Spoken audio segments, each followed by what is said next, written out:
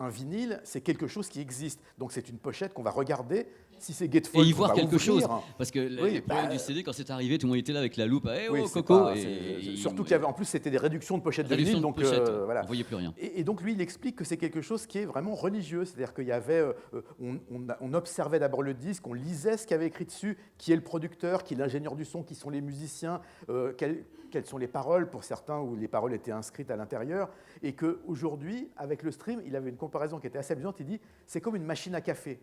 C'est très bien, mais c'est quelque chose qui est, que lui estime être, en tant qu'expérience sonore, moins intéressante, parce que justement, il perd ce côté sacré de la musique que le vinyle propose. Et effectivement, on le voit bien aujourd'hui, c'est pour ça que le vinyle est en train de remonter. C'est que, d'abord, il faut préciser qu'il était tombé au fond du trou, puisque je crois qu'à un moment, ça représentait, je sais pas, 1 ou 2% des ventes de disques. De toute façon, pour rajouter un truc à ce que tu dis, s'il n'y avait pas eu à ce moment-là les DJ et les platines Technics qui poussaient encore, je pense que les gens connaissent les platines Technics, les SL 1200, qui étaient des platines utilisées par tous les DJ qui donc continuaient à acheter du vinyle et donc faire vivre le vinyle. S'il n'y avait pas eu ça, je pense qu'à un moment donné, c'était la super catastrophe. À un moment donné, ça s'était carrément écroulé. À un moment, le vinyle était effectivement, comme tu le dis, quelque chose qui était presque exclusivement réservé à des professionnels ou à des nostalgiques ou des fans. Mais c'est vrai qu'aujourd'hui, d'ailleurs, c'est intéressant parce que je ne sais pas si c'est toujours vrai, mais il y a quelques années, j'avais entendu qu'il y avait une proportion d'à peu près 20% des gens qui achetaient du vinyle qui ne l'écoutaient pas. Est-ce que ça arrive ici, par exemple ? Il faut l'avouer. Non, mais là, les jeunes. Non, mais c'était certain. Moi, autour de moi, mes potes qui ont 20 ans, ils achètent des vinyles, ils trouvent ça génial, mais Hugo, c'est l'objet qui est génial. Tu es d'accord ? L'objet est fabuleux. Même si achètent des platines, quelquefois, elle est là, dans la pièce, ouais, stylé. Quoi. Franchement, We Love Aladdin Sane. Alors moi, ça, c'est un disque, là, je me rappelle, il y a la couve. Et puis à un moment, j'ai dû passer des heures là-dessus. On va en niquer un, on va en profiter. Voilà. Mais quel est cet alien ? Où est son sexe ? D'où vient-il ? Chez les oreilles, c'est Olivier Cachin. Bouffe. Non, mais c'est vrai que c'est des... vraiment, là, on est sur des albums qui sont... Bon, peut-être un peu moins Graceland, qui est un très bon disque, mais qui visuellement est moins intéressant. Mais c'est vrai que là, on est vraiment sur un disque qui... je pense que ça a mystifié une génération. Quoi. D'ailleurs, c'était marrant parce que pour l'exposition David Bowie, je ne sais pas si tu te rappelles, c'était la même photo. Je n'étais pas né, moi, je suis désolé. Mais non, l'exposition, tu étais né, c'était il y a 3 ans. Et c'était la même photo, mais avec les yeux ouverts. Et là, on se dit, waouh, en fait, il a ouvert les yeux pendant la session. Il était vivant, putain. Bon, allez, oui, c'est ça le truc. Non, mais c'est passionnant de voir à quel point, justement, tu parlais de ces courbes qui se croisent. Mais est-ce que comment tu analyses, toi, actuellement, ce retour ? Parce que là, c'est même en force, parce qu'on peut parler un peu de nos expériences. Moi, j'étais justement, je voyage beaucoup, comme Olivier. Et dans tous les pays où je vais, notamment aux États-Unis, il y a des magasins entiers qui sont des magasins de fringues, par exemple, Urban Outfitters. Tu rentres dans le magasin de fringues, tu as une division vinyle, avec plein de jeunes qui achètent du vinyle, des platines avec le drapeau anglais. C'est redevenu quelque chose. Est-ce que c'est une mode, tout simplement en disant ou alors c'est bon, c'est stylé, donc on va l'acheter, ou est-ce que tu penses que c'est un vrai retour ? Parce que le truc est là, Olivier, mode ou retour ? Alors je pense que si tu veux, c'est aussi une mode. C'est vrai, aujourd'hui, c'est indéniable, le vinyle, c'est hype. Comme tu dis, Urban Outfitters qui en vend, les Fnac qui quand même avaient en gros sacrifié la musique au profit des machines à laver. Bon, maintenant, tu as des bacs qui s'élargissent. Et c'est très bien. Donc c'est vrai que c'est hype. C'est vrai qu'il y a ce côté mode, c'est indéniable. Après, je pense que c'est pas seulement ça. Parce que si c'était seulement ça, ça aurait été justement un feu de paille, ça aurait été quelque chose qui aurait duré quelques mois. Mais là, il y a plusieurs choses. Il y a effectivement le fait que d'abord, on s'aperçoit que quand on aime la musique en tant qu'objet, le CD, ça n'existe pas à côté de ça. Parce qu'en fait, si tu veux, moi, ce qui m'étonne, c'est que l'analyse que j'ai, c'est qu'on s'aperçoit aujourd'hui que le CD, qui a pendant longtemps été présenté comme justement l'alpha et l'oméga de la musique, parce que le son est meilleur. Alors, on va en parler techniquement, c'est là où je vais intervenir. Moi, je ne suis pas musique classique, mais je sais qu'il y a beaucoup de gens de musique classique qui m'expliquaient que le vinyle était bien meilleur. Alors qu'a priori, on dit, c'est bizarre, parce que en tant que néophyte, tu te dis, avec un CD, tu n'as pas de craquement, donc pour la musique classique, qui est quand même une musique avec beaucoup plus de silence que le rock ou le hip-hop, ça va être mieux en CD. Et non, justement, il t'explique qu'avec le vinyle, tu as une chaleur, quelque chose qui est, beaucoup plus... Attends, regarde, là, vous êtes là. Quelles sont les personnes qui écoutent du vinyle ou qu'on a écouté ? Levez la main, comme ça, vous n'êtes pas à l'écran. Vous écoutez du vinyle. Est-ce que vous pensez, vous, foncièrement, dans votre tête, c'est des gens, c'est le public, on est là, on les aime. Est-ce que vous pensez dans votre tête, foncièrement, de toute façon, c'est meilleur que le CD ? Quels sont ceux qui pensent vraiment qu'à la base, c'est meilleur ? Je ne dis pas plus chaud, plus ci, plus ça. C'est meilleur qu'un CD audio bien masterisé. Combien ? Ça, oui, mais je parle un petit truc en général, monsieur, en général. Voilà, là, t'as vu, là, c'est une autre façon d'écouter de la musique pour moi, mais c'est ni meilleur ni moins bon.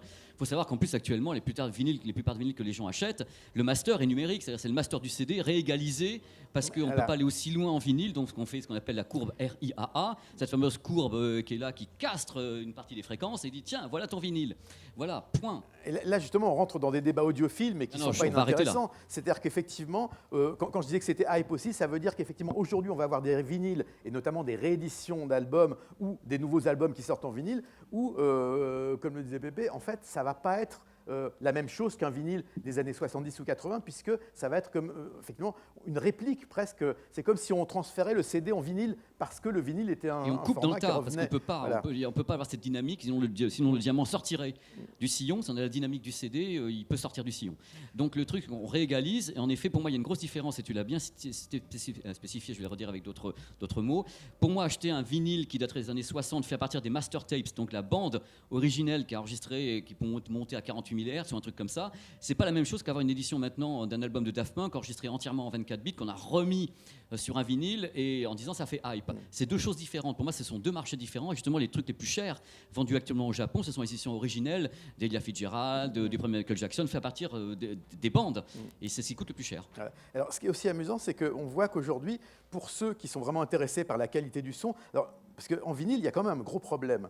Quand on a un album, alors pas Aladdin Sane, parce que c'est un album qui doit faire dans les 30-35 minutes, mais on va prendre un exemple que moi j'ai très précisément en tête, c'est le premier album de La Soul, 3 Feet High and Rising, sorti à la fin des années 80. Donc l'album sort en vinyle et en CD en parallèle, pas de problème. Le problème, c'est que comme c'est un album qui est très riche, c'est un album qui en fait, en vrai, en termes de contenu, est plus fait pour le CD. Je m'explique. Quand on écoute un album, si la durée de face d'album dépasse les 20 minutes, et là en l'occurrence on était sur de mémoire 23-24 minutes, et ben, le dernier sillon, celui des derniers morceaux en fin de face, là, ça devient quasiment inaudible. Pourquoi ? Parce qu'à un moment, le vinyle, quand on compresse le sillon, le son est moins bon. C'est mathématique. C'est pour ça qu'à l'époque du disco, qui était une époque où le son était très important, le maxi 45 tours était quelque chose qui avait une dynamique qui n'avait rien à voir avec le 33. D'abord parce que le fait d'aller plus vite et d'avoir des durées de 6, 7, 8, 10 minutes pour les versions maxi faisait qu'on avait un son qui était profond, on avait de la basse, on avait quelque chose qui respirait. Alors que dans le cas de l'album de La Soul, moi je ne peux pas l'écouter en vinyle jusqu'au bout parce que les derniers morceaux, je vous dis, on a l'impression qu'il y a de la poussière sur le diamant, tellement justement le son est le problème, c'est, je reviens sur ce que tu dis, les maxi 45 tours à l'époque avaient un sillon très très large pour pas que le vinyle le diamant sorte du sillon, donc il y avait beaucoup de patates. Ce que tu dis à la fin du disque, c'est pas entièrement juste, c'est ce qu'on appelle, je vais être un peu technique, je suis désolé, quand vous lisez un vinyle au début, vous avez un angle parfait de lecture. C'est-à-dire que vous avez le sillon qui est placé au tout début, à l'extrémité du vinyle, et quand vous rapprochez en fin de compte du bord du disque, vous avez ce qu'on appelle l'erreur de piste. L'erreur de piste, c'est que le diamant n'est plus perpendiculaire à l'intérieur, donc il capte une partie des sons uniquement. C'est pour ça qu'on a inventé à un moment donné les platines à bras tangentiels. Le bras avancé tout droit, il n'était pas en S, et ces platines réglaient ce problème que tu es en train de dire. Ah mais tu me rappelles, ah oui, je me rappelle très bien ces platines-là. Mais elles sont comme ça, elles avancent comme ça fait que tu as la même attaque du sillon par le diamant, quel que soit l'endroit du disque. Le disque n'a rien, c'est l'objet de lecture qui en fin de piste a une distorsion de lecture abominable. Tu montes à 15, 20, 30% sur le dernier morceau, et ça n'existe pas en CD, ça n'existe plus. Tu dis à un jeune maintenant, tu vas pas entendre le même son, la même qualité d'audio au début de ton vinyle qu'à la fin, et tu dis c'est quoi, what the fuck. Dire c'est pas possible, moi je veux un morceau, je veux qu'il ait le même son du début à la fin, et tu ne peux pas en vinyle avoir la même qualité audio au début à la fin du morceau s'il n'a pas de platine tangentielle. C'est purement technique. Alors là, en effet, pour moi, c'est le problème principal du vinyle, c'est celui-ci, l'erreur de piste. Mais après, c'est merveilleux, même compressé, c'était beau. Voilà, c'est parenthèse qui n'était pas enchantée. Ce qui est étonnant, c'est que quand on parle de son, alors déjà le son, comme le disait monsieur, c'est très subjectif. C'est vrai qu'il y a des disques qui vont être meilleurs en CD qu'en vinyle, selon le pressage, selon le remastering. Parce que c'est vrai qu'on est à une époque où la musique ayant beaucoup évolué, il y a beaucoup de choses du passé qui vont ressortir. Alors, par exemple, je ne suis pas certain qu'il soit nécessaire d'avoir les 28 versions démo de telle chanson des Beatles sur un coffret qui comprend 15 CD ou 32 vinyles. Mais en tout cas, on est dans cette logique-là. Mais ce qui est étonnant, c'est de se dire que finalement, si on parle de l'auditeur lambda, celui qui aime simplement la musique et qui ne se pose pas forcément la question de 32 bits, 64 bits, les gigahertz, le CD, le vinyle, tout ça, c'est que moi, ce que j'avais entendu, et ça m'avait déprimé à l'époque, c'est que quand on a commencé à inventer les formats numériques, quand le MP3 est devenu le standard, moi, j'avais entendu, alors j'étais pas dans les tests, mais c'est ce qui m'avait été rapporté, c'est qu'on avait fait des tests d'écoute, justement, avec un panel de gens, des gens normaux, hein, et qu'en fait, on leur avait fait écouter un morceau en vinyle, en CD, en MP3, et la raison pour laquelle le MP3, qui pourtant est un format, on le sait aujourd'hui, qui coupe beaucoup de fréquences et qui est quand même beaucoup plus castré. C'est un format des années 90, je veux dire, c'est un truc. Choisi parce que 80 à 90% des auditeurs des panels ne voyaient pas la différence, ou plutôt n'entendaient pas la différence avec les autres formats. Donc ça veut dire aussi qu'on parle d'une partie du public, évidemment pas la totalité, mais une grosse partie du public, une partie suffisamment importante pour qu'on choisisse ce format qui n'était pas gêné par justement l'absence de fréquence, par le son objectivement plus lisse et moins original que celui du vinyle, voire même du CD. À l'époque, c'était quand même le MP3 a été créé parce qu'on n'arrivait pas à stocker. C'est le début du stockage. On n'arrivait pas à stocker des fichiers sur les disques durs qui étaient très très faibles en capacité. Donc on a commencé à compresser le son et on a créé cet algorithme. Alors tu as entièrement raison parce que les panels, moi j'en ai fait. J'ai fait des panels en AAC, en MP3, qualité CD, ARS. Il est vrai que d'abord, si les gens ne connaissent pas le morceau de base, ils ne savent pas du tout ce qu'ils entendent, ils ne connaissent pas le morceau originel. Donc ils se disent voilà, qu'est-ce qui manque? S'ils n'ont pas le moyen de définir ce qui manque, déjà il y a un problème. Et le MP3 rabote les choses, mais le danger du MP3 n'est pas sur les fréquences, c'est sur le fait que justement il va obliger les gens à mettre plus fort. Étant donné qu'il n'y a pas l'amplitude qu'on peut avoir avec du CD ou du vinyle, les gens s'en sont rendus compte, vont mettre plus fort dans un baladeur ou plus fort sur leur chaîne ou sur ce qu'ils veulent écouter parce qu'il manque des choses. Donc l'oreille, comme elle sent qu'il manque un truc au niveau physiologique, elle va commencer à demander à ce qu'on mette plus fort. Et c'est là où on commence à avoir des générations d'un petit peu de... Voilà, parce que le MP3 a poussé, mais la solution c'est le AAC, qui pour moi est beaucoup plus récent. C'est un format qui est celui d'Apple, d'iTunes, et l'AAC a été construit, a été fabriqué, je veux dire en français, avec Dolby. C'est qu'on travaillait dessus, et le MP3, le truc c'est qu'il est gratos. Les gens l'ont n'importe où, donc ce que tu dis, Olivier, je comprends tout à fait, mais tu peux pas dire à des jeunes qui savent très bien que la musique ça coûte cher, oui, prenez des CD, prenez de l'AAC sur iTunes, les mecs ils vont où c'est pas cher, où ils ont le gratos. D'autant qu'il y a aussi une partie des gens qui écoutent de la musique sur leur téléphone. Voilà. Moi je les comprends, les jeunes qui disent que ça coûte une blinde, ça coûte une blinde. Et à un moment donné, la solution facile, c'est d'aller sur Internet et prendre un fichier MP3 ou prendre un fichier en WAV qu'on croit pas MP3, et c'est du MP3 qui est à l'intérieur. Mais de toute façon, moi je pense, effectivement, là où je te rejoins, c'est que moi je dis pas... après, moi évidemment, je préfère le vinyle, parce que j'en ai beaucoup, parce que j'ai toute une histoire de fans de musique qui fait que j'ai moi je suis un peu comme Picsou avec ses pièces dans son coffre. J'aime bien l'idée que chacun des disques que j'ai, je sais d'où il vient, où je l'ai acheté, il y a une histoire. C'est vrai que cette histoire-là, on n'a pas avec le stream. Mais ça, c'est une question...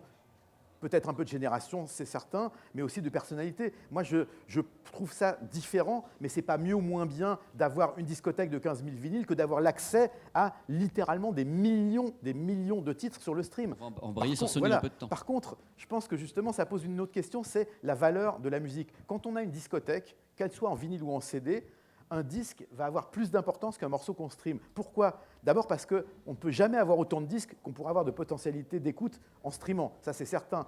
Mais quand on a un disque, forcément la musique est dessus, elle va avoir plus de valeur, entre guillemets. Je ne parle pas d'argent, mais de valeur dans le sens où on a fait d'abord la démarche de l'acheter, donc ça veut dire qu'on avait un intérêt pour l'artiste, pour le produit de l'artiste. Alors que quand on l'écoute en stream, c'est vrai qu'il y a un côté très un clou chasse l'autre. Mais c'est ce qu'ils veulent. C'est ce que les gens veulent, c'est d'avoir une sorte de jukebox intégral. C'est le jukebox comme ça, aléatoire. Tu fais des trucs Spotify, Deezer, Tidal. Voilà, tu t'amuses un petit peu, tu t'amuses. Et l'idée, c'est d'avoir justement un flux. C'est ce que les gens plébiscitent. Oui. Toi, tu as l'idée de collectionner parce que tu es un collectionneur, tu es un amoureux de la musique. Tout le monde a. Je vois autour de moi avec justement des gens qui ont 20, 25 ans, ils disent ok, c'est sympa ce que tu as, c'est une collection. Mais nous, on appuie sur le truc, c'est aléatoire, on se fait des trucs new wave, disco, R&B. Ils veulent ça. Mais c'est vrai que du coup, on n'a pas la même. Je pense que c'est au-delà du format, ça change effectivement l'approche de la musique. C'est effectivement, on est dans le magasin de bonbons, on va picorer à droite à gauche, mais on va beaucoup moins s'arrêter sur. C'est-à-dire que par exemple, quand on parle des albums cultes, je pense que si aujourd'hui il y a moins d'albums cultes et il y en aura de moins en moins, c'est parce que justement aussi, un disque est beaucoup plus un produit de consommation. Je veux dire, l'idée, par exemple, qu'un album, comme dans les années 70, mettait des semaines ou des mois à arriver au numéro 1 des ventes.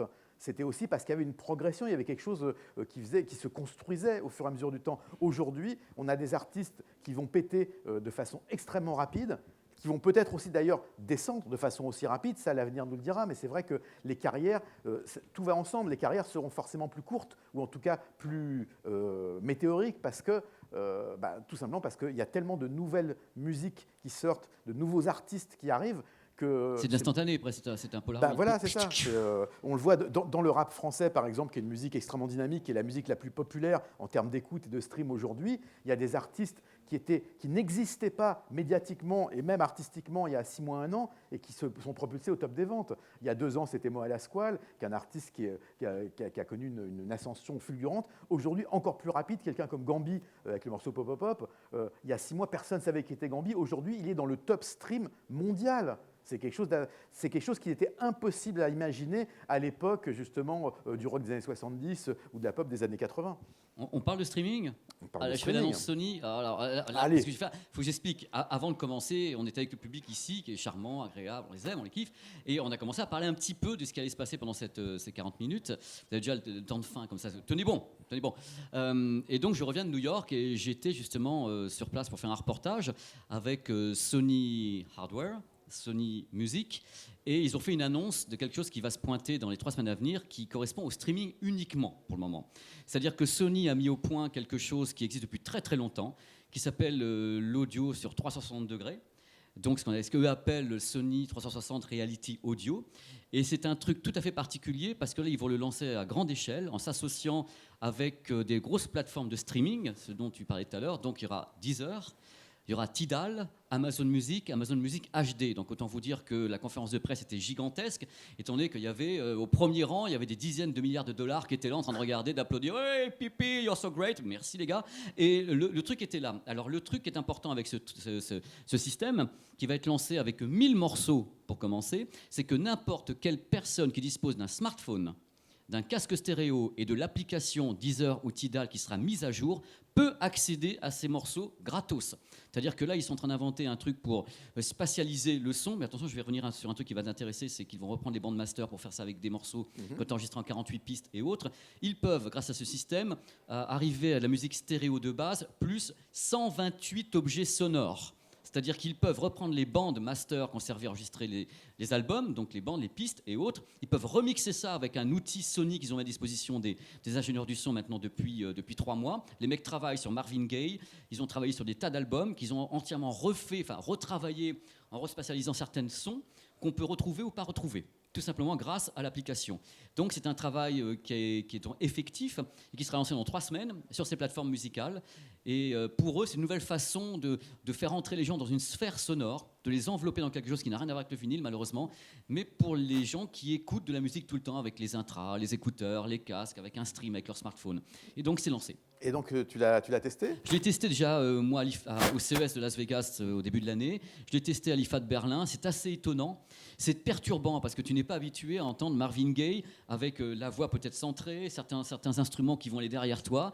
Tu as l'impression d'être dans le studio d'enregistrement, mais tu n'es plus en stéréo du tout. C'est-à-dire que la stéréo est abandonnée dans leur concept. C'est-à-dire qu'eux disent ça a été mixé en stéréo, c'est tout ce qu'on écoute à la radio a été mixé en stéréo, leur plupart, mais ça n'a pas été enregistré en stéréo. C'est-à-dire que ça a été enregistré en multipistes. L'idée, c'est de retrouver ces multipistes d'enregistrement et donc de replacer les éléments sonores comme si on était dans un studio avec d'un côté la basse, le machin, le truc. Mais donc c'est uniquement avec une écoute au casque ou est-ce qu'il y a une écoute vivante possible ? Alors le truc c'est que pour le casque et le smartphone c'est gratos, c'est-à-dire que c'est ton smartphone qui a l'application Deezer avec le système Sony, et Sony bien sûr Sony Music et autres, mais si tu veux avoir ça sur de la hi-fi, ils vont vendre un petit module qu'on installe sur une chaîne hi-fi qui va tout simplement créer un effet binaural qui peut retrouver le truc. Ce qui est intéressant, c'est que soit tu as le signal stéréo de base, soit tu décides d'enclencher le système, tu peux avoir soit la stéréo, puisque les objets sonores sont encapsulés dans la stéréo. Tu les retrouves ou tu les retrouves pas. À toi de voir avec ton système.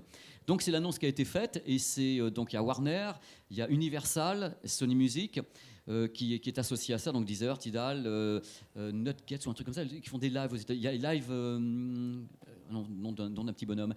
T'as le Live Nation ou un truc comme ça, ceux qui font tous les concerts, qui produisent tous les concerts. Live Nation, pardon, excusez-moi, c'est bien qu'il y ait de l'écho, décalage horaire. Et donc ces gens-là, on dit oui. Alors il y a déjà 100 concerts qui vont être lancés d'un coup. Là, le concert, c'est important.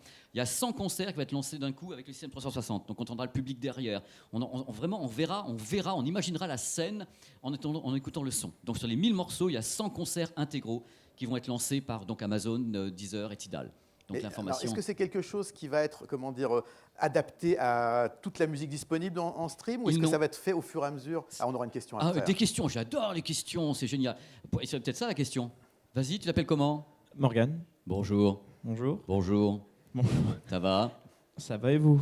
Je suis en pleine forme, et toi ? Ça va. C'est bien. Je me demandais par rapport à l'écoute au casque, est-ce que c'est compatible avec tous les casques ou uniquement le haut du panier de chez Sony ou d'autres marques? Toi, viens, prends ma place, s'il te plaît, putain. Non, mais c'est ça la question. Alors, tous les casques stéréo.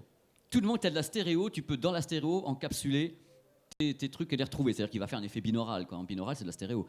Et par contre, bien sûr, Sony a dit... Alors, nous avons des matériels Sony. Alors, bien sûr, si vous voulez, ça sera encore mieux avec notre application. C'est l'application donc Sony Headphones. Le truc, c'est qu'avec leur application, je pense qu'ils donnent un petit coup de pouce autour parce qu'ils le conseillent avec le XM3. Parce que le XM3 fait une sorte d'analyse de ton oreille. Ils font une photo, c'est-à-dire que tu es là, ils te prennent... Tu sais, fais-moi le pipeau pendant que je parle. Tu fais avec la main. Non, mais voilà. Donc il dit, alors on va faire une photo de votre oreille. Et par rapport à la photo de ton oreille, on peut dire la façon dont tu entends. Tu entends. Je dis alors c'est une analyse de fréquence. Non, c'est la façon, la forme de ton oreille. C'est le futur. C'est au-delà du futur. Là, c'est la divination. Donc l'idée bien sûr de Sony, c'est Sony, ils vont pas te dire oui alors ça a mal marché avec nos produits. Donc Sony te dit le XM3 avec notre application, ça sera ce qu'il y aura de mieux. Alors tu avais les autres qui étaient à côté 10 heures machin. Ouais, bien sûr, Coco, on est invité quand même, Coco. Tu nous oublies pas, on est là, quoi. Mais bien sûr, voilà. Pour répondre à la question, c'est tout casque stéréo, tout intra-stéréo, tout écouteur stéréo. Pour le moment, la hi-fi n'est pas concernée parce qu'ils n'ont pas le système complètement sans le module pour pouvoir spécialiser. Ils l'ont mixé pour des casques.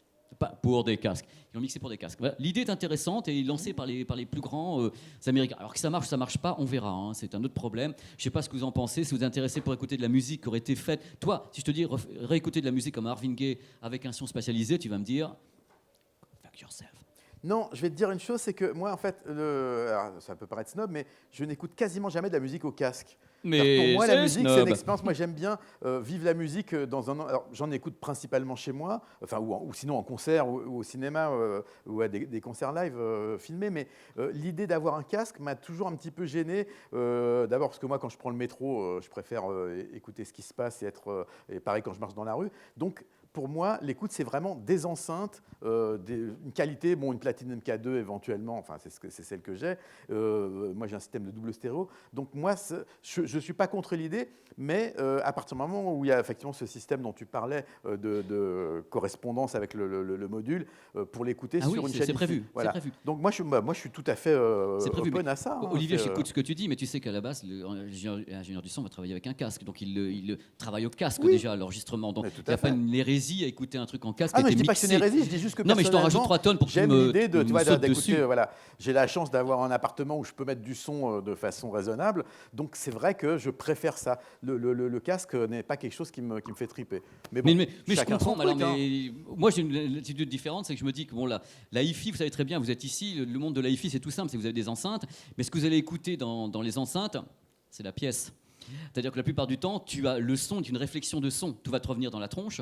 Donc, c'est pour ça qu'il y en a qui commençaient à mettre des boîtes 2 partout, des trucs qui ne fonctionnent pas. Déjà, les mecs étaient avec les boîtes 2 sur les murs. Mais arrêtez, les gars, arrêtez de tuer les poules pour ça. Mais le truc, c'est qu'à un moment donné, il faut prendre ça en considération. Tu l'as pris dans ton système. Et le casque, tu n'as plus ces effets de réflexion. Tu es en prise directe avec l'ingénieur du son. C'est le truc le plus simple. Mais je comprends ta position. Moi, je donne la position du mec qui dit que là, ce qu'on entend, ma voix que vous entendez ici, elle fait tous les murs avant d'arriver jusqu'à vos esgourdes. Mais c'est pas pour rien qu'on dit que le son ça rend fou, parce que c'est vrai qu'il n'y a pas de limite. Ça te rend il y a fou, pas moi je vais très bien. Hein, mais tout le monde, je vais très bien. Regarde, on va prendre un exemple d'un des albums avec le son et la composition un des plus extraordinaires des années 80 et au-delà, l'album Thriller. Moi, l'anecdote que j'adore, c'est le morceau, donc vedette, celui qui a été la porte d'entrée vers cet album, c'est Billie Jean. Ce son, c'est incroyable parce que ça fait partie de ces morceaux. À la première microseconde, on sait exactement où on est. Le pied de batterie, quand il arrive, je ne parle même pas de la ligne de basse après, on est dans le truc. C'est quelque chose qui est vraiment unique. Or, pour concevoir ce morceau, donc on a Michael Jackson, Quincy Jones qui est le coproducteur, Bruce Whedon qui est l'ingénieur du son, et l'histoire qui a été racontée par Bruce Whedon lui-même, c'est donc, ils font un premier mix, et le deuxième, c'est parfait. Ils sont là, genre tout le monde est content. Et il y a Michael qui va voir Bruce Whedon, il fait... C'est bien, mais est-ce que tu pourrais me rajouter un petit peu de basse, un petit peu... Il voudrait un truc un peu différent. Or, un mix, c'est comme un jeu de Mikado. Si vous déplacez une pièce, ça change tout. Donc, ils font un troisième mix, et donc, ça ne va pas. Et donc, ils en arrivent à 90 mix. 90 mix. Et qu'est-ce qui se passe au 90e? Il y a Michael qui va revoir Bruce Whedon, il fait « On peut réécouter le numéro 2 ?» Il était bien quand même. Hein. Et c'est celui-là qui va être choisi. Donc, alors on peut voir ça de deux façons. Soit c'est débile, ça servait à rien, soit justement cette folie de la musique, c'est celle qui pousse un créateur à aller jusqu'au bout pour choisir finalement dans ces 90, même si c'est la deuxième qui est la meilleure, ça n'a pas d'importance. De la même façon que Stanley Kubrick, quand il faisait ses films, faisait jusqu'à 80 prises. Dans Shining, il a utilisé 60 portes quand il pète la porte à la hache. Vous ne le voyez pas quand vous voyez le film. Vous n'entendez pas les 90 mix différents quand vous écoutez Billie Jean. Et pourtant, c'est comme ça qu'on est arrivé à cette création finale. C'est pour ça que la musique, c'est un truc de folie, parce que celui qui la conçoit doit avoir l'impression, dans son esprit malade ou dingue, que ce qu'il va proposer au public, c'est ce que lui a dans sa tête. Donc, c'est très subjectif. Après, il y a des gens qui vont dire c'est idiot, et d'autres qui vont dire c'est pour ça que ce morceau fait partie de l'album le plus vendu de tous les temps. C'est pour ça qu'on ne fera plus jamais, d'ailleurs, de vente équivalente à ce genre de disque, puisque, de toute façon, d'abord, les disques n'existent plus à la même amplitude en termes de quantité qu'à l'époque, et puis parce qu'on est passé à une autre époque, une époque différente. Mais je suis complètement d'accord avec toi, c'est dingue. Merci. Mais merci, merci. Mais je reviens sur tout ce que tu dis, parce que merci pour l'anecdote de Michael Jackson, je ne connaissais absolument pas. Moi, j'ai pensé à un truc pendant que tu me parlais. Il y a des jeunes qui sont ici, tu leur parles de Michael Jackson, tu leur parles de vinyle, des trucs comme ça. Moi, j'ai pensé à ce qu'on disait tout à l'heure avec les Fnac, les magasins qui mettaient beaucoup de vinyle actuellement à l'intérieur de leurs échoppes. Est-ce que ce n'est pas pour toi aussi une façon de faire revenir des clients, des jeunes, dans des magasins qui n'avaient plus de clients jeunes? Parce que je sais pas, là où il y a des jeunes, est-ce que vous allez souvent à la Fnac ou c'est un truc que vous faites plus vous y allez encore ou pour voir un peu les vieux acheter des disques ou pas, ou des trucs comme ça? Hein? Pas vraiment. Et le fait d'avoir des gros rayons qui se remplissent, parce que le thème du truc comme à la base, c'était de se dire que le CD en effet s'écroulait. Ça c'est clair, je veux dire, de tous les pays. Parce que maintenant on sait que c'est un format de transition en fait, parce qu'effectivement entre quelque chose de digital qu'on va avoir, alors que ça soit avec Qobuz ou d'autres systèmes avec une grosse qualité de son, et un CD, il n'y a pas de différence. La différence, ça va être justement quelque chose qu'amène le vinyle, c'est-à-dire l'objet. Les morceaux, hein, oui, tu peux télécharger en achetant. Avec le vinyle, on a le son, mais aussi quelque chose qui est une expérience visuelle, tactile aussi. Alors qu'avec le CD, franchement, c'est vrai que le CD, on ne peut pas dire que ça soit quelque chose qui soit très... la mythique du CD, elle est quand même assez limitée. Hein. Non, mais je comprends. Monsieur, vous avez une question. C'est superbe d'avoir des questions. Je vous écoute. Bonjour. Vous allez bien? Vous inquiétez pas, moi je vous entends, c'est le principal. Approchez-le. Voilà, Je suis assez mécontent parce que vous avez jeté tous mes vinyles par la fenêtre en 5 minutes. Tous mes CD, excusez-moi. Et la question qu'on pourrait me poser, pourquoi je suis passé du vinyle au CD? Une question toute bête. Je suis sûr qu'il connaît la réponse, Pépé. Parce que j'écoutais la 9e de Beethoven, il fallait que je retourne le disque parce que j'étais feignant. Déjà, c'est la première chose. C'est très bête. Et là, on me propose chez Philips, avenue Montaigne, vous faisiez la démonstration. Mais je dis, pourquoi 74 minutes? Vous avez la réponse. Ah mais moi je sais rien, je vous écoute, moi je ne sais rien, je suis journaliste, moi je sais pas grand-chose. 74 minutes au début, parce que c'est la 9e de Beethoven. Ils avaient pris ça comme... pour avoir un bon support, ils pouvaient coller que 74 minutes. Maintenant, on peut faire 74 plus 5, un petit peu plus maintenant. Sur le vinyle? Sur le CD, pardon. Ah pardon, sur le CD, moi, les CD depuis le début, décalage horaire. Quand j'ai abandonné le CD, c'était pour passer au vinyle. Alors, il y avait deux raisons. Un, j'étais feignant. Deux, c'était... C'est bien de l'avouer, remarquez. Les platines... moi, j'en ai fait mon métier de la feignantise, donc regardez. Les platines étaient à l'époque pas chères. Ouais. Et, vous avez quoi, une Torrens? Vous avez quoi? Les vinyles non plus. Vous foutez, je vous raconte. Oui, Torrens, mais c'était Torrens. Voilà, regardez, j'ai tapé dans le mille. Et puis des bonnes cellules, c'est la cellule qui était importante aussi. Alors c'est marrant parce que dans ce que vous dites, il y a quelque chose de très intéressant.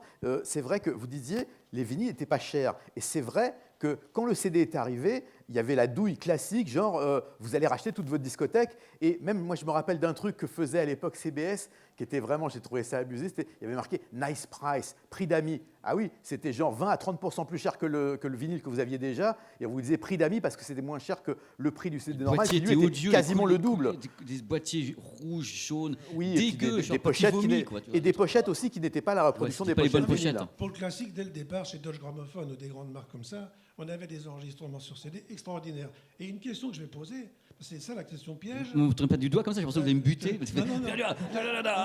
Pépé, tu vas répondre, petit con de merde. Alors, vinyle, au CD, je vous ai dit 74 minutes, maintenant un petit peu plus. Bon, t'as 80, mais déjà le truc, il est... Piège. Combien on peut mettre de plus long sur un CD sans le retourner? Sur un vinyle, c'est 30 minutes. Ouais, voilà. Officiellement, c'est 30 minutes. Ouais, on va pas au-dessus parce qu'après, on a l'erreur de piste qui atterrit et vos oreilles partent en vrille. J'ai commencé un peu en plaisantant en disant que j'étais feignant, je bossais quand même à l'époque. Mais le fait est qu'il y avait une question de coût, une question de côté pratique. Au début, ils mettaient des petits livrets, il y en a encore sur le classique, hein, avec des photos, il y avait des explications, c'était sur tel orgue de telle église, etc. Enfin, on avait tout ça. Et maintenant, on a l'air de... Alors, le streaming, j'écoute aussi beaucoup de streaming. Hein, j'étais d'accord avec le jeune, là, parce qu'il y a du bon streaming. C'est pareil. Il y a du bon CD, il y a du bon...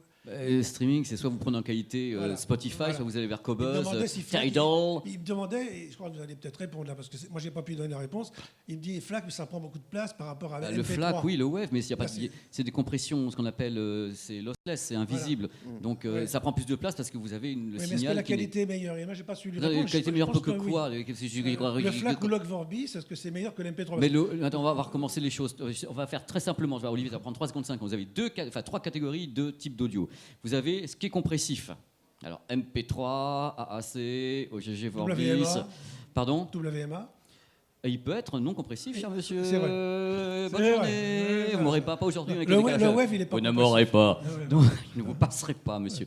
Après, il y a ce qui est compressif sans perte. C'est-à-dire que vous compressez comme un PDF, que vous rouvrez le PDF, vous avez la même chose. Ça, c'est le FLAC, nota bene, et la LAC. L'Ogg-Vorbis, non, il est pas... Mais le Vorbis, c'est compressif. Avec petit peu perte. compressif, quand même. Même si vous mettez ça, ça va être super chiant. Oui, oui. Non. Ça va être Mais moi, j'ai terminé par là. N'abandonnez mais c'est pas même le pas CD. fini, vous êtes génial. N'abandonnez pas Mais le prenez ma CD. place, monsieur, s'il vous plaît. Par pitié, j'en supplie. N'abandonnez pas le CD aussi vite, parce qu'il y a quand même des qualités. Mais et, on n'a jamais rien dit. voilà, il y a des CD doubles, des CD triples, il y a des Mais coffrets on n'est pas en train de dire CD d'abandonner le pas CD, on Comme, fait un état du marché en vous disant voilà, le CD, le pauvre malheureux, il est là, c'est gériatrique park, il commence à être un peu vous avez fait pas bien. l'éliminer. Hein. Donc le truc, c'est en effet, je comprends, mais on ne peut pas dire que le CD soit un support d'avenir, on est d'accord sur ce point. Surtout qu'on trouve maintenant en streaming. Non, mais je me rapproche de monsieur dans ce cas-là. Il dit qu'il aime beaucoup ses disques, moi j'aime beaucoup mes CD. Mais attendez, moi je suis un collectionneur de disques aussi, mais de mon discours, moi je ne suis pas, je rentre pas en ligne de compte dans l'idée. Je trouve que moi, je vous dis professionnellement, le mec est en face de vous, vous dit que je pense pas que le CD soit un support d'avenir, puisque le streaming connaît un succès croissant, y compris on peut télécharger maintenant en qualité CD. C'est-à-dire que Cobuzz fait du téléchargement en qualité CD. C'est aucune différence audio entre le CD que vous avez et Cobuzz, par exemple, ou Tidal, point à la ligne. Donc il reste 5 minutes, mais on a le temps de se foutre sur la gueule encore à 5 minutes. Non, mais Olivier. Le CD aussi, maintenant, pas cher du tout. Par rapport Pardon à l'époque, les 80 euros à la Fnac. maintenant le CD, Attendez, ça coûte plus rien. c'est pas cher, il y a encore des nouveautés à 17 euros en CD, je passe dans les magasins, je suis au bord de l'évanouissement. Arrêtez les gars, vous n'y arriverez pas comme ça. Il y a aussi autre chose qu'il faut dire par rapport au CD, c'est que, alors pas sur tous, mais je sais que moi je l'ai expérimenté sur un ou deux CD de ma CD Tech, parce que j'ai aussi beaucoup de CD, c'est qu'à l'époque des débuts du CD, certaines encres dans certaines fabrications de CD ont traversé le support, et moi j'ai eu la très mauvaise surprise de réécouter un CD et d'entendre, j'avais l'impression d'entendre un disque vinyle passer à la toilette. Moi j'ai le nom de l'usine qui a fait ça. C'était très bizarre. J'ai le nom de l'usine. Ah si ouais tu veux, ça s'appelle MPO. Non, c'est pas MPO. C'était l'usine de Philips, mais il y avait des problèmes d'encre et c'est de substrat en fin de compte. L'encre traversait le mais substrat. Alors, quelle proportion de CD ont été touchés par 7 ce à 10%. phénomène? D'accord. Et même chose pour le Blu-ray et le DVD. Il y a eu des DVD qui sont devenus lisibles parce que c'est la couche. Alors, parce que le DVD, c'est des couches collées. Ouais. Et les mecs, ils ont mis une couche de colle abrasive, les champions du monde. Et donc, avec la température, le machin, et ben, il y avait plus de réflexion du laser et le truc, il disait ballon. Quoi. Mais c'est marrant parce que finalement, on retrouve le même genre de phénomène qu'il y a eu aussi C'est avec pas le MPO, cinéma. parce que c'était pas MPO l'usine. Hein, je crois que c'est Parce que DADC, MPO, donc c'est ils ont Sony. fait, Non, MPO, ouais. c'était la France, ils n'avaient pas ça. Ils sont très forts, MPO, c'était français. Ouh là là, faites pas de fatwa dans ma cuisine. Hein. Non, mais c'est marrant parce que finalement, on retrouve le même problème qu'il y a avec le cinéma, c'est-à-dire qu'il y a des bandes de films qui étaient auto-inflammables, des couleurs. Mission qui se impossible, sont ça. Non. Les films flammes, c'est en combustion, autocombustion. C'est-à-dire que c'est des choses qui prennent feu sans même que tu les mettes dans des conditions particulières. Il y a eu aussi des couleurs, notamment le procédé Technicolor et Deluxe. Les procédés Deluxe, les couleurs qui ont coulé, et il y a des films, donc des 35 ou 70 mm de films, dont les couleurs ont rosi. C'est-à-dire que si vous regardez le film sur sa bande, c'est des nuances de rose au lieu d'être en couleur. Et ben, de la même façon, avec les supports CD, à ma connaissance, le vinyle, c'est pas arrivé, parce que à partir du moment où le vinyle est correct, vous pouvez le réécouter 100 ans après. Il va si vous avez s'user, la même c'est tout. lecture. Il Voilà. n'a plus les caractéristiques audio. Et, Au fur et à mesure, bien tu pleurais, évidemment, nous, t'es là. et aussi, il y a aussi autre chose, c'est que le vinyle, il faut en prendre soin. C'est un objet, évidemment. Si votre vinyle, vous le prenez par les mains, que vous mangez un Big Mac et qu'après vous mettez les doigts dessus, ça ne va pas le faire du tout. Donc, il y a quelque chose de plus fragile. La chaleur. Mais en même temps, de la même façon que le lin se froisse avec noblesse, le vinyle se traite avec, justement, soin. Il faut quand même prendre soin d'un vinyle. que Mais c'est ça fait beau, partie aussi cette fameuse mythique, ce côté sacré que racontait Sting par rapport au vinyle. C'est vrai qu'il y a quelque chose de... c'est une expérience, c'est quelque chose qui n'est pas juste on écoute de la musique comme on mange au fast-food. Il y a quelque chose d'un petit peu cérémonial. C'est un rituel. Oui, voilà, C'est là, le on rituel, a là, on exactement. nettoie son petit vinyle, on pose le bras tout doucement pour pas bousiller le premier sillon, parce que si on l'a bousillé, c'est définitif. Les gens ont vu ça aussi. C'est au moment où le CD est arrivé, les gens disent on va pouvoir quand même écouter un truc qui a le même son du début à la fin, sans qu'avec le temps ça s'altère, enfin officiellement. Donc c'est super important. Mais voilà. Pépé, on Olivier. nous fait signe qu'il nous reste 2 minutes. Il est peut-être temps de clore. Mais de toute façon, trouver une on a petite, dit tout ce qu'il fallait. On peut même durer non. un petit peu plus si les gens ont des questions. Moi, ce qui m'intéresse, c'est vos questions, parce qu'on a quand même un débat sur la musique, sur le streaming, sur l'avenir du streaming avec l'audio, justement, de tous les côtés, avec Sony. Je crois que les gens travaillent. Il faut voir un truc important qu'on n'a peut-être pas signalé, parce que je l'ai dit seulement sans le développer. Amazon, donc Amazon Music, qui est actuellement un des plus grands streamers au monde, parce que quand même, avec 50 millions de titres, les mecs, ils sont blindés. Eux, ils lancent Amazon Music HD. Ils l'ont lancé aux États-Unis, en Grande-Bretagne, en Allemagne, au Japon. Ça fait un carton, sa mère, parce que... Je ne l'ai pas dit, c'est pas moi. Donc ça fait un carton parce que les gens vont, pour un abonnement qui coûte 3, 4, 5 $ de plus, pouvoir accéder à de la musique en streaming en qualité CD et en qualité high-res directement pour 15 $ par mois. Donc c'est une ouverture qui est très forte pour le public. Donc là, c'est peut-être éloigné de toi ce que tu penses sur le vinyle ou autre, mais je trouve que c'est bien pour les gens, puisque le streaming est là. Autant essayer de faire améliorer la qualité et s'éloigner, entre guillemets, du MP3, du AAC. Et je trouve que l'idée d'Amazon n'est pas bête. Non, mais ce qui serait bien aussi, c'est qu'après, on ait une génération d'artistes qui profitent de toute cette technologie, de cette nouvelle façon d'écouter du son pour non seulement l'utiliser, mais faire des disques qui sont à la hauteur de ce qu'étaient les grands chefs-d'œuvre des années 70 ou 80. De Pink Floyd et autres, avec des dynamiques de 25 dB.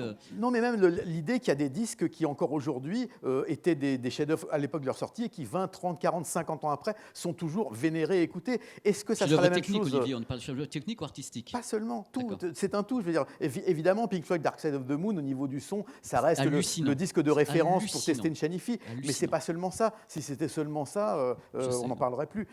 Pareil pour Michael Jackson, pareil pour David Bowie. Donc, moi, ce que je trouve aussi important, ça serait qu'on ait aujourd'hui une génération d'artistes qui ait à cœur de faire des disques, de créer de la musique qui soit aussi intemporelle et qui traverse les époques.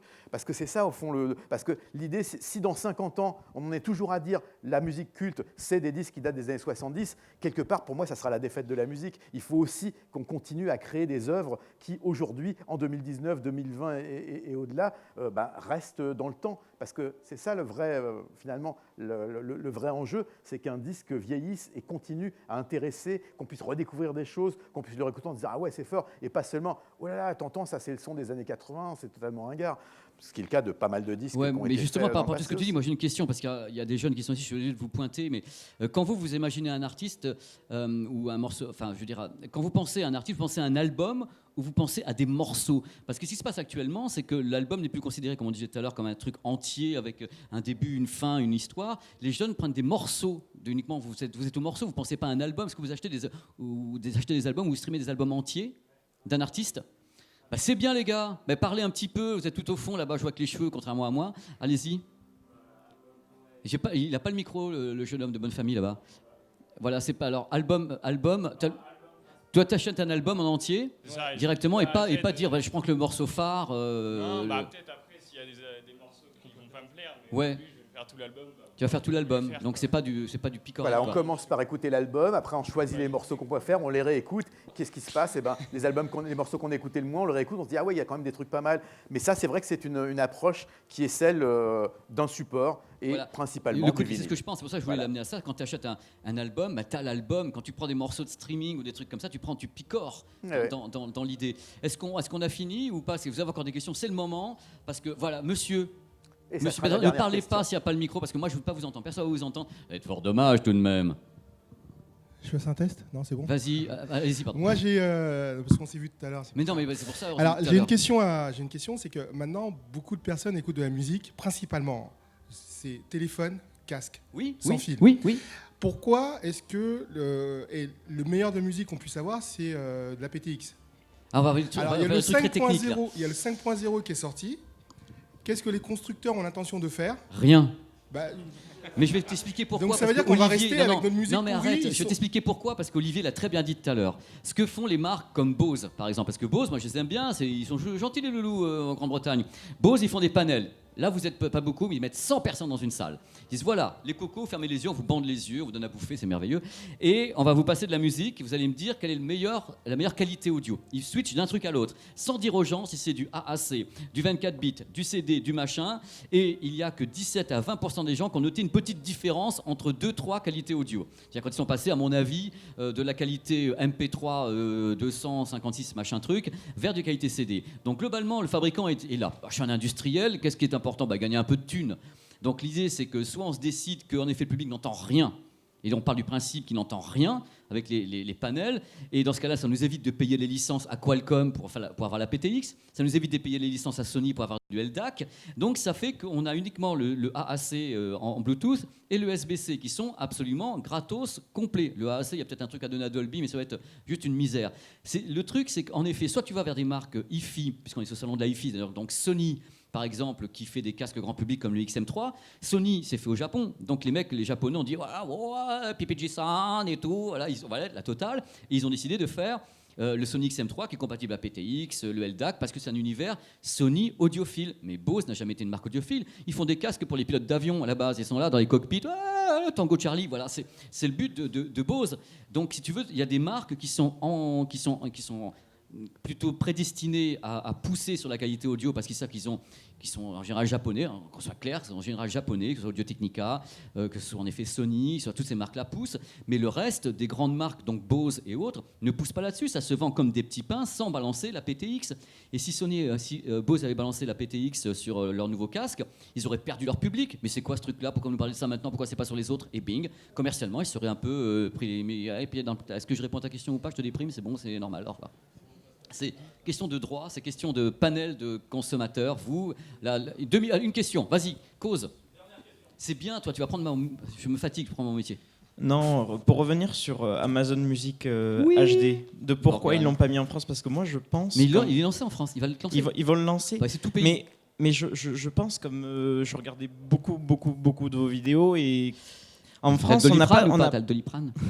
En France, on n'a pas cette culture de l'audiophile. C'est vraiment une niche. En France, comme vous le disiez, quand vous êtes allé aux États-Unis, au Japon, les gens ont un DAC, les gens ont un baladeur. Je suis d'accord avec toi. Les gens ont tout ça. En France, je ne vois personne avec un baladeur ou avec un DAC. Dans le métro, on prend photo. Il y a d'autres connards, en plus le baladeur. Voilà, mais parce que c'est une niche. Par exemple, sort pas, quoi, Deezer, ils ont lancé le Deezer Hi-Fi. C'est pas avec ça qu'ils font de l'argent. Le truc, c'est que ce qui est bizarre, c'est qu'on est un pays du cinéma, de la culture, et quand on commence à parler d'audiophilie, ça peut en dire une maladie. J'ai écouté du bon son. Bah non, mais ça va pas ou quoi? Et le truc, c'est qu'en effet, au Japon, ça fait un carton. Amazon HD, même aux États-Unis, les Américains sont très friands. Ils achètent des gros systèmes pour montrer des gros casques parce que c'est une culture américaine. En France, on est plus timoré, on est plus mais c'est pas pour autant qu'Amazon ne sera pas lancé. La musique HD vont le lancer, mais ils ont commencé par l'Allemagne qui est un marché pilote, et les Anglais qui sont très puristes. Donc en Grande-Bretagne, ça fait un carton. Mais je suis d'accord avec toi. Je peux rien faire contre ça, et je suis content que les gens qui soient ici soient des gens convaincus du bonheur apporté par l'audio et la vidéo. Et Olivier, je te remercie 1000 fois. Eh ben merci Pépé, et continuez donc à écouter de la bonne musique, quel que soit le support. L'important, c'est la musique. L'important, c'est la musique et c'est la vie. Merci à vous.